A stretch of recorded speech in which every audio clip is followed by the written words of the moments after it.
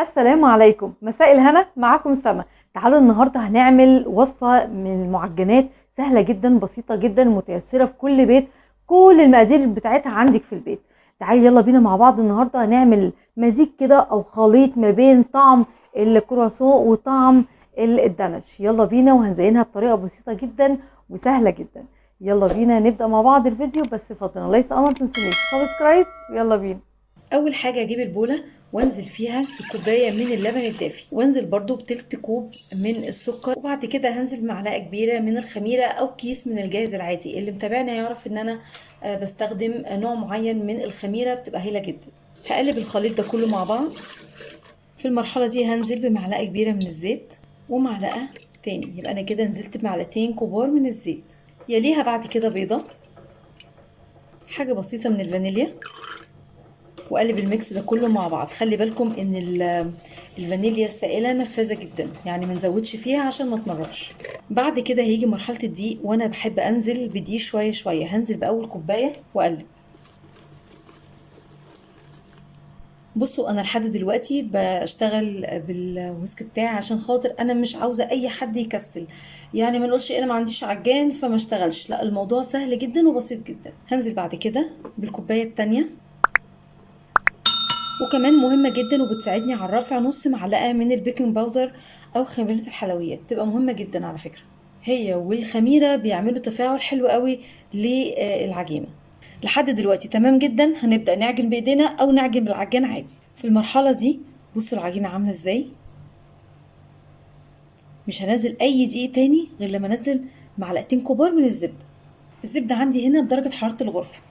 ادي أول معلقة وادي تاني معلقة، وابدأ بقى أعجن تاني. بصوا العجينة عندي ما بتلزقش في الايد خالص، وملساء جدا وناعمه جدا، بس هي عايزه معلقه دقيق واحده بس. وعشان كده اتفقنا ان احنا بنحط الدقيق بتاعنا شويه شويه، عشان خاطر كل دقيق بيفرق عن التاني. فهضيف معلقه كمان بس، مجرد بس ان انا العجانه تلف بيها العجينه بتاعتي على طول. اهو ضفت المعلقه. ويا ستي بلاش معلقه، ضيفي رشه كده بسيطه بس، صدقوني امشي على التكات دي هتطلع معاكوا العجينه زي ما هنشوف دلوقتي. بصي بقى الجمال، بص العجينه اللي انا عاوزاها بالظبط. طب يا سما العجينه ما ظبطتش معايا في معلقه الدقيق. حطي معلقه دقيق كمان. بصي صاحب العجينه صاحبيها لحد ما تديكي الملمس القمر ده. عجينه هشه جدا وطريه جدا ومبتلزقش في الايد، يعني كانها لبانه ومبتلزقش في نفس الوقت في الايد اهو. يلا بينا بقى نشوف بعد كده نعمل ايه. هتلاقيها عجينه شويه كده ملمسها تحسي ان كله زبده وشبيهه شويه البسكوت. هو ده اللي انا عاوزاه، وده اللي احنا قلناه في اول الفيديو ان ده خليط ما بين الدانش والكرواسون. احنا كده خلاص خلصنا. هنبدأ بقى نخليها تخمر. لو في الصيف طبعا مش هتاخد نص ساعة، لو في الشتاء هتاخد ساعة ساعة ونص. اهم حاجة ان الحجم بتاعها يتضاعف. هنا بقى بعد ما العجينة ما شاء الله خلاص، بصوا اهم حاجة تبقى الضعف زي ما احنا شايفين. هبدأ بقى كده بالراحة خالص، انا مش عايزة اطلع الهواء منها، هطلعها كده بكل هدوء. ابدأ بقى اشكل العجينة بتاعتي. اهم حاجة تكون متساوية، الطريقة بقى اللي تريحك.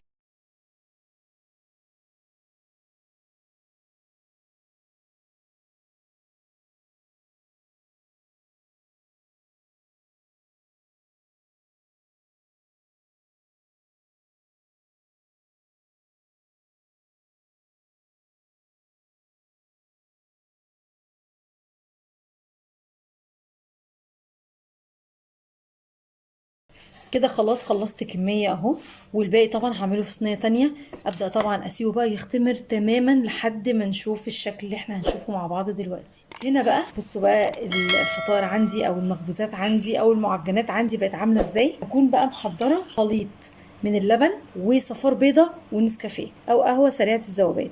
ما عندكيش نسكافيه هتحطي قهوة عادية خالص. مش عايزة صفار بيضة عادي خالص، ممكن لبن مع قهوة زي ما قلتلك او قهوة سريعة الذوبان. هبدأ بقى دلوقتي بالراحة كده خالص وعلى الفطاير بتاعتي كلها. كده خلاص خلصت الكمية كلها. هبدأ دلوقتي بقى على درجة حرارة عالية، أعلى درجة حرارة عندك، ومش هياخد 10 دقايق 12 دقيقة بالكثير جدا، وطبعا على الرف الأوسط. وهنا بقى بعد ما خلاص الفطاير بتاعتي او المعجنات بتاعتي خلصت خلاص، كل اللي علينا بفوطة على طول ونروح مغطيين المخبوزات بتاعتنا. تعالوا بقى نشوف الجمال ده مع بعض. بصوا اساسا اللون عامل ازاي، اللون رهيب، اللون فظيع، سخن لسه. حاولت ان انا عايزة اوريكم الحاجة وانا لسه بطلعها. بصوا السوا، بصوا الجمال، بصوا الطراوة. شايفين ولا مش شايفين؟ والله العظيم حاجة فاخر من الآخر بجد. لما أنا قلت خليط بين الكرواسون والدنش، أنا مش بكذب، حرفيا مش بكذب. تعالوا نشوفها كده من جوه. بصوا الهشاشة أساسا هي مش مستحملة.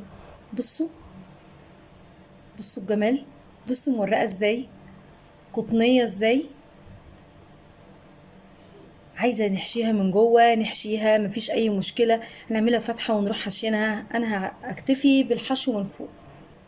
بجد حاجة اختراع يا كوتش، مش محتاجة اي حاجة. على فكرة صوص الشوكولاته ده انا اللي عاملاه، وهسيب لكم اللينك بتاعه موجود على القناة عندي. قد ايه صوص شوكولاتة بيقعد معايا، عايزة اقول لكم كتير جدا والله العظيم. مرة قعد معايا بالشهر ما بيحصلوش اي حاجة. بصوا الجمال، يعني التزويق ده بمزاجك انتي. وهنا برضو هنعمل برضو شوية حركات كده. ده على فكرة وايت شوكليت وانا برضو اللي عاملاه، وهسيب لكم برضو اللينك بتاعه، ممتاز وبيقعد برضو بالشهر في التلاجة ولا بيحصل له حاجة. وزوقت كده واحدة بصوص الكراميل او مربى، المتاح عندك واللي في امكانياتك نفذيه. وبكده عندنا مزيج هايل هايل من الدانتش او من الفطائر او المعجنات، المسمى اللي يريحك واللي تحبيه. صدقوني يعني عجينة ممتازة وناجحة وهايلة وكل حاجة فعلا. قمر قمر بصراحة، احلى كتير كمان. انا يعني زوقتها كده حاجة بسيطة، وطبعا كل واحد وعلى امكانياته. شفنا قد ايه العجينة ممتازة وهشة وجميلة وقطنية وكل حاجة، وفي نفس الوقت احلى كتير كتير بالنسبة لي كمان من الدوناتس. الدوناتس لو سبناه لتاني يوم على طول بيبقى طعم وحش.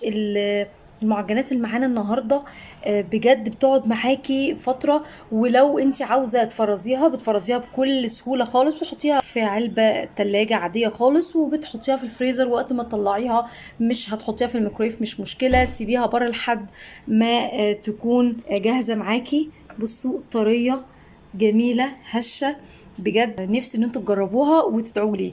اللي اول مره يشوف الفيديو بتاعي، انا سما، ويا رب تنوروني بالاشتراك في القناة، ويا رب دايما اقدر افيدكم.